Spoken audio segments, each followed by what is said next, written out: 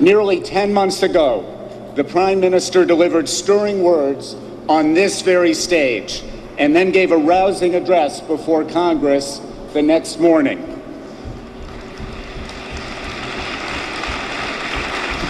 Those memorable speeches sent a clear message of his commitment to the U.S.-Israel alliance.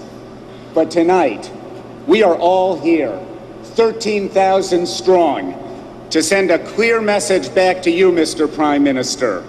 The people in this room and millions more across the country support you as you lead the Jewish state toward peace and security.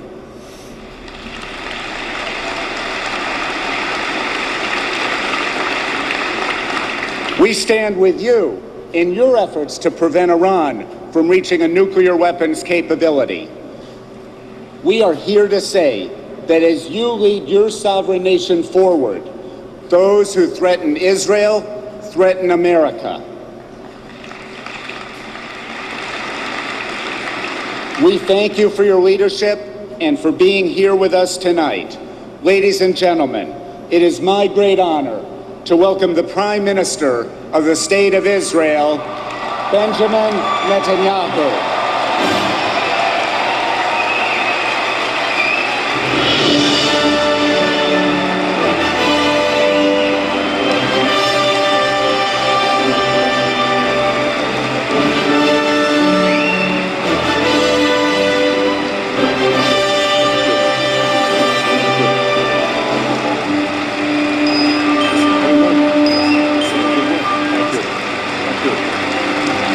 Thank you.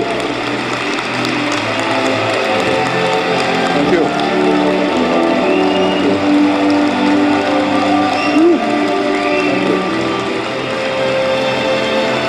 Thank you.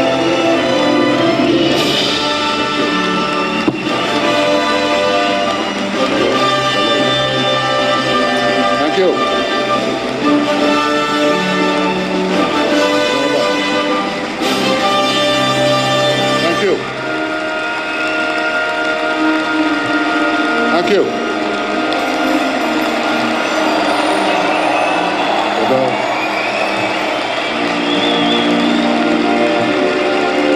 Thank you, Nancy. Thank you. Thank you. Hello, Stan.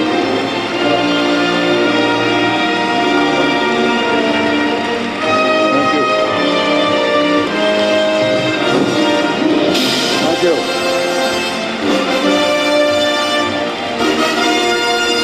Thank you very much. Thank you. Thank you.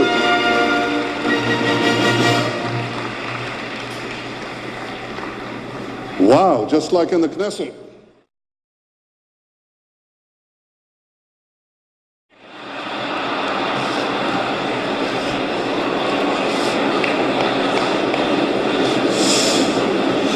Sarah and I want to thank you for this wonderful reception, this applause that could be heard as far away as Jerusalem.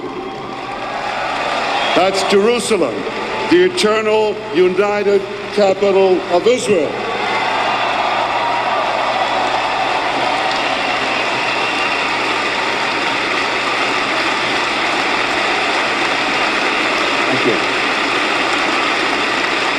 Thank you. Thank you, Howard, and thank you, Rosie. Thank you, Michael, and all the leadership of AIPAC. Thank you for everything that you do.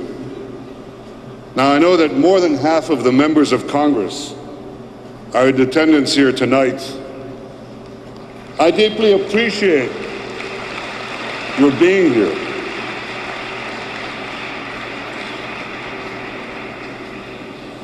Michael, you said that I spoke last May in Congress, and when I did, you, the members of Congress, stood up to applaud the State of Israel. So now I ask, now you can applaud, but now I want a special applause. I want to ask the 13,000 supporters of the State of Israel to stand up and applaud the representatives of the United States for standing up with Israel.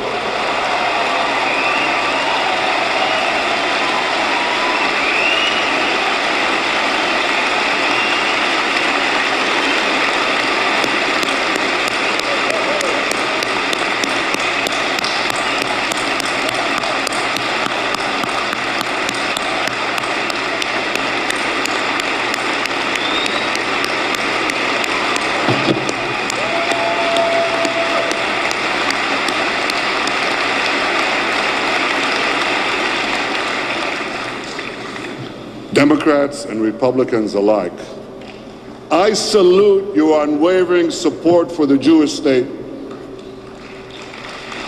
Thank you. And I want to send a special message to a great friend of Israel who's not here tonight, Senator Mark Kirk, the co-author of the Kirk-Menendez Iran Sanctions Act.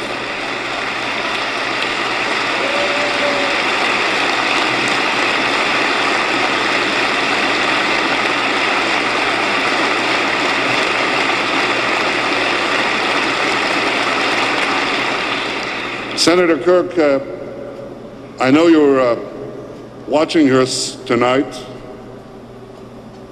Please get well soon. America needs you. Israel needs you.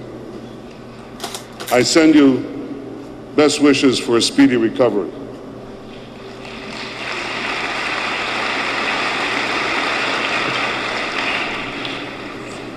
Ladies and gentlemen, I also want to recognize tonight Yossi Peled, who's with us. Yossi, would you please stand up?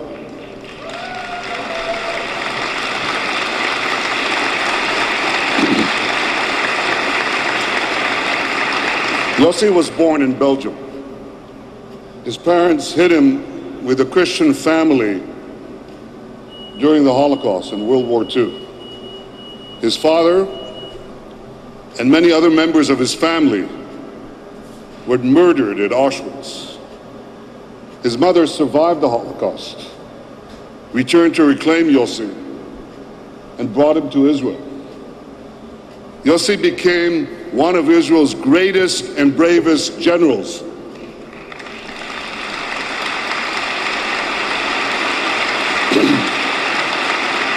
And today he serves as a minister in my cabinet.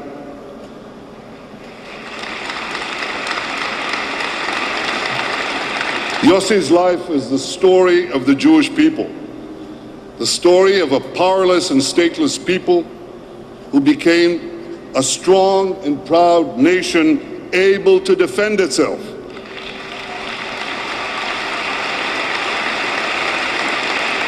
And ladies and gentlemen, Israel must always reserve the right to defend itself.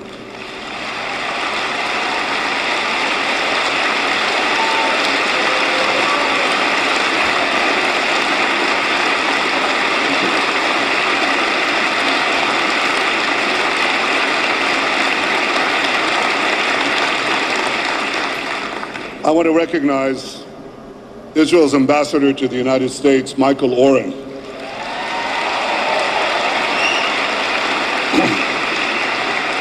Michael, you're doing an outstanding job, and thank you for everything you're doing for our country, and thank you for everything you're doing for the friendship between Israel and the United States.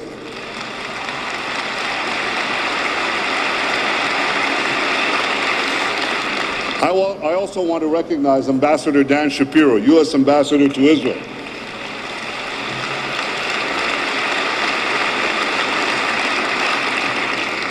You know, Dan, President Obama was right. Your Hebrew is improving. It's not up to par yet with Michael's English, but it's getting better. You have a way to go. And Dan, we appreciate everything you've been doing to strengthen the alliance between our two countries. Thank you. So, are there any students here tonight? A few thousand. Anyone here from Florida?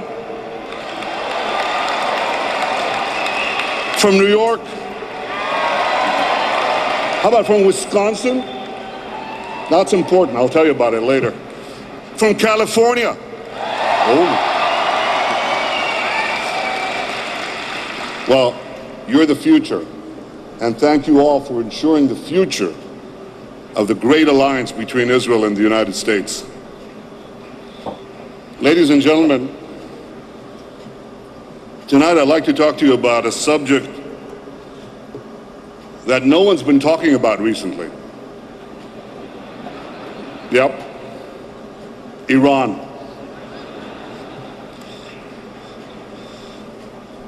Every day I open the newspapers and I read about all these red lines and timelines. I read about what Israel has supposedly decided to do, or what Israel might do.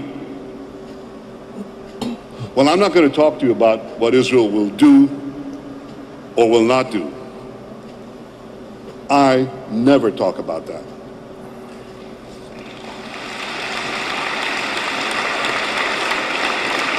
But I do want to talk to you about the dangers of a nuclear-armed Iran. I want to explain why Iran must never be allowed to develop nuclear weapons. President Obama has reiterated his commitment to prevent that from happening.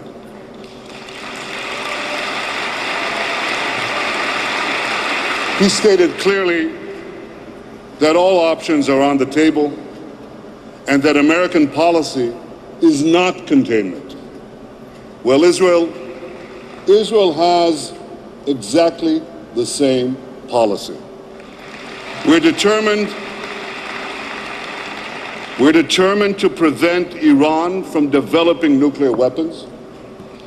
We leave all options on the table, and containment is definitely not an option.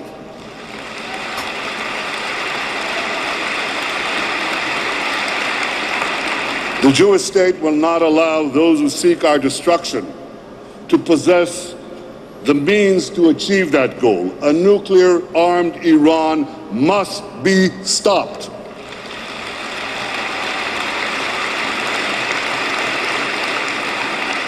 Now, amazingly, some people refuse to acknowledge that Iran's goal is to develop nuclear weapons. You see, Iran claims to do everything it's doing, that it's enriching uranium to develop medical isotopes. Yeah, that's right. A country that builds underground nuclear facilities, that develops intercontinental ballistic missiles, that manufactures thousands of centrifuges, and that absorbs crippling sanctions, is doing all that in order to advance medical science. So you see, when that Iranian ICBM is flying through the air to a location near you, you've got nothing to worry about. It's only carrying medical isotopes. Ladies and gentlemen, if it looks like a duck, if it walks like a duck, if it quacks like a duck, then what is it? What is it? That's right. It's a duck, but this duck is a nuclear duck. And it's time the world started calling a duck a duck.